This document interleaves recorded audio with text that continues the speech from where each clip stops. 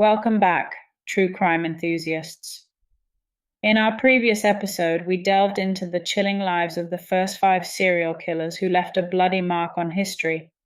Today, we continue our journey into darkness as we uncover the stories of the remaining 5. Get ready to explore the twisted minds and heinous acts of these infamous individuals. From their early lives to their shocking crimes, we'll reveal what drove them to commit such unspeakable acts.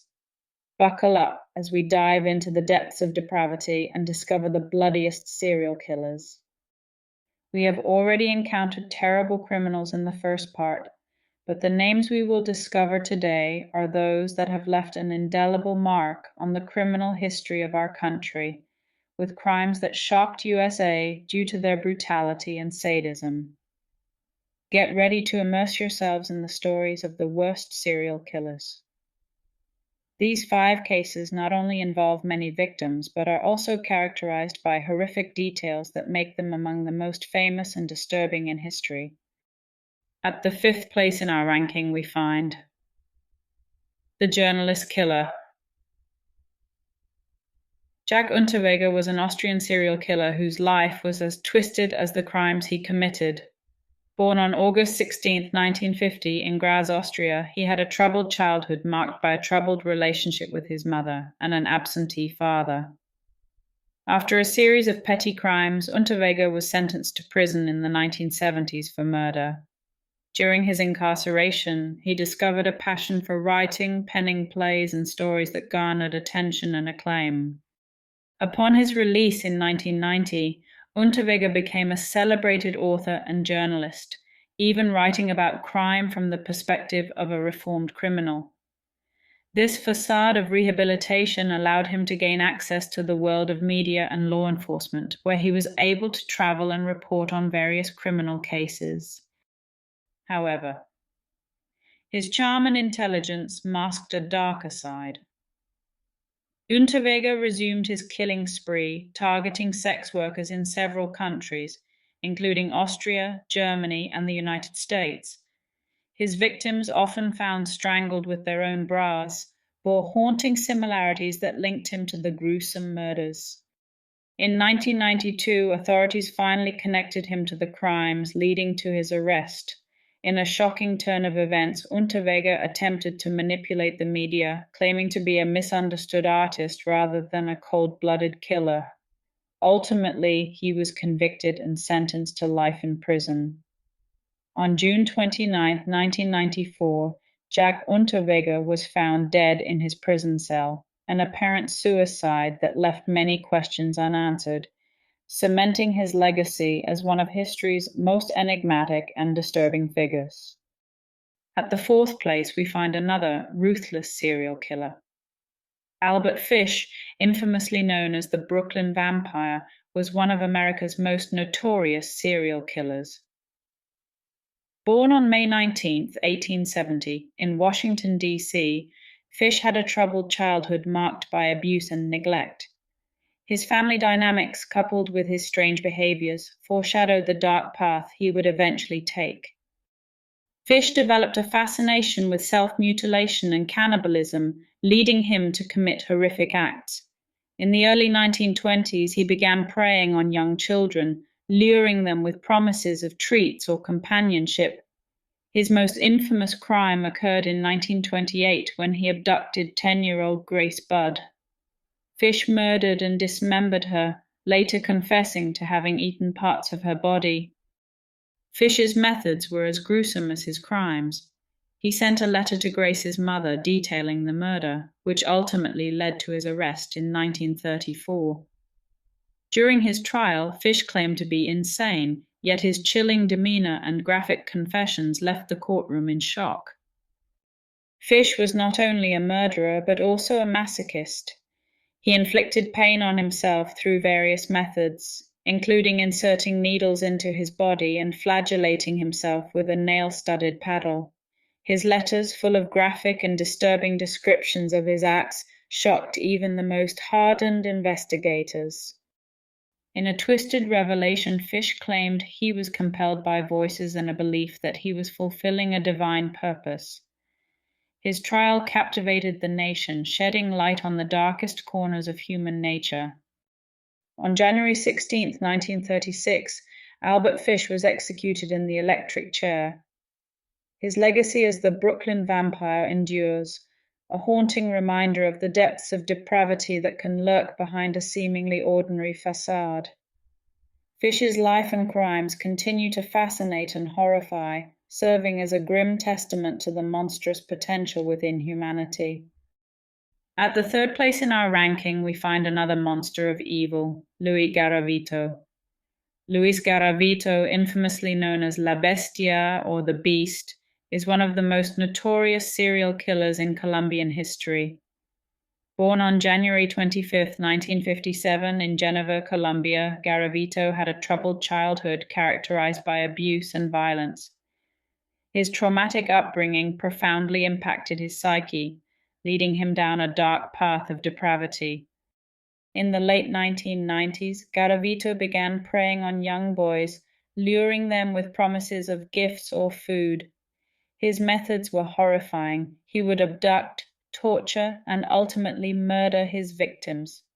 Over the course of his criminal career, Garavito is believed to have killed more than 140 boys, making him one of the deadliest serial killers in history. Between 1992 and 1999, Garavito preyed on the most vulnerable, young, impoverished boys between the ages of 6 and 16. His modus operandi was disturbingly methodical. He would approach these boys in rural areas, promising them food, money, or work. After gaining their trust, he would take them to remote locations where he subjected them to unspeakable torture and violence before ending their lives in brutal fashion. Garavito's downfall came in 1999 when the discovery of mass graves finally connected the dots. The forensic evidence and the survivors' testimonies painted a picture of a monster who operated under society's radar for years. When Garavito was caught, he confessed to the killings in graphic detail, admitting to a string of heinous acts that spanned years. Garavito's capture in 1999 came after a series of investigations led police to his trail.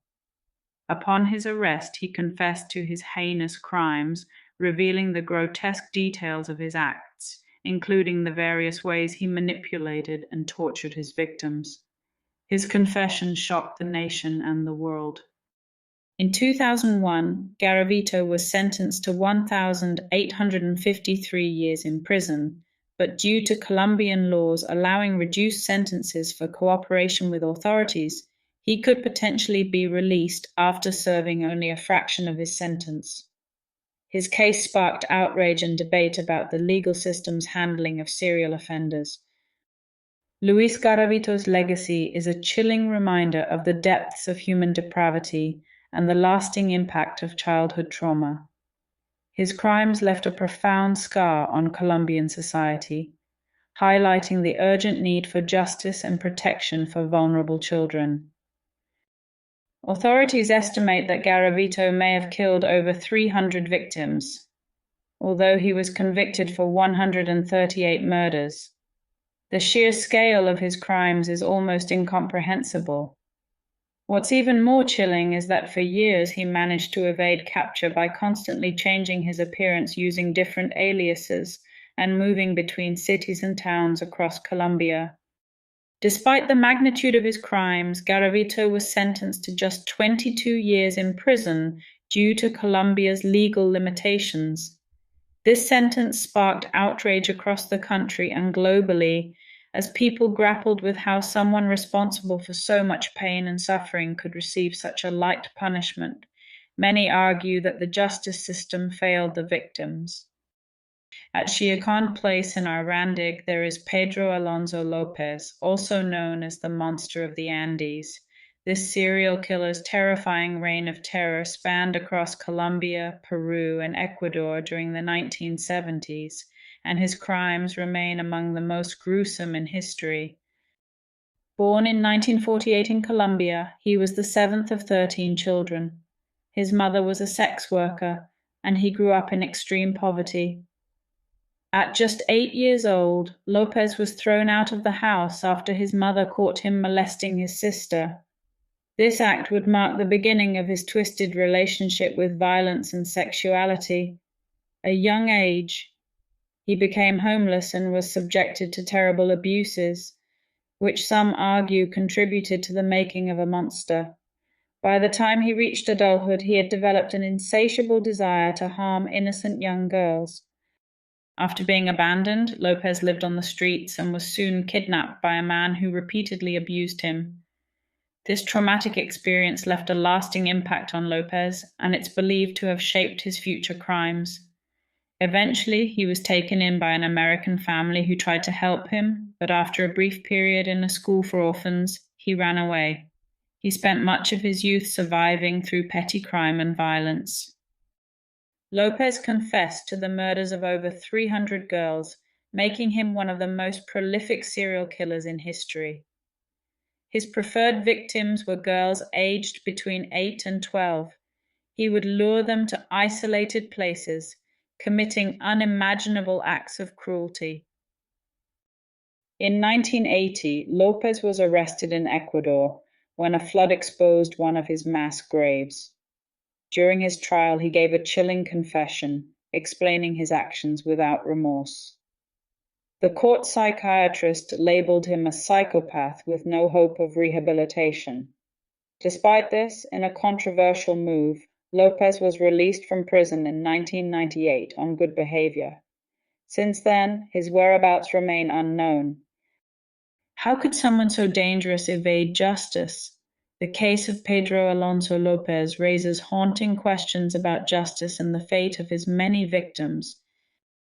In pole position, we find the horrifying case of Harold Shipman, one of the most infamous serial killers in modern history, better known as Dr. Death.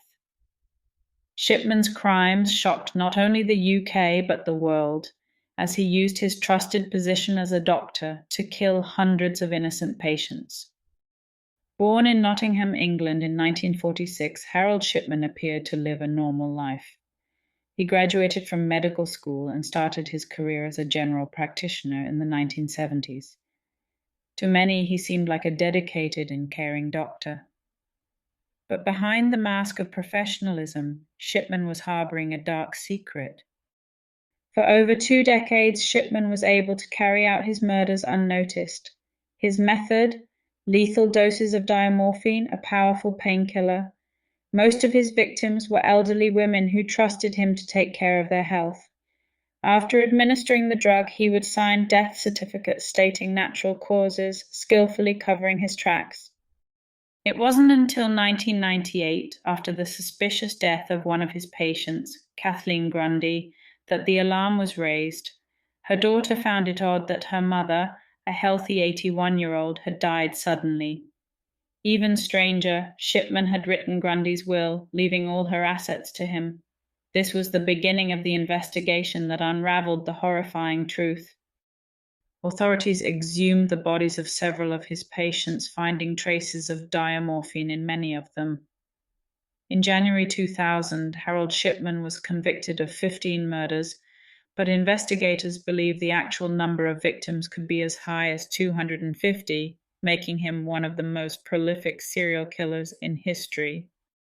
The Shipman case sent shockwaves through the medical community and changed the way doctors are monitored in the UK. It raised serious questions about how someone in such a trusted profession could commit so many murders without being detected for so long. Shipman was sentenced to life in prison, but died by suicide in his cell in 2004, leaving many of his victims' families without closure. His legacy is one of betrayal, as he used his position of trust to exploit and murder those who relied on him for care. What do you think about this shocking case? Should more have been done to prevent Shipman from killing for so long? Let us know your thoughts in the comments below. Leave a comment if you'd like a full video on any of these monsters, and don't forget to subscribe to the channel and hit the like button to stay updated on upcoming content.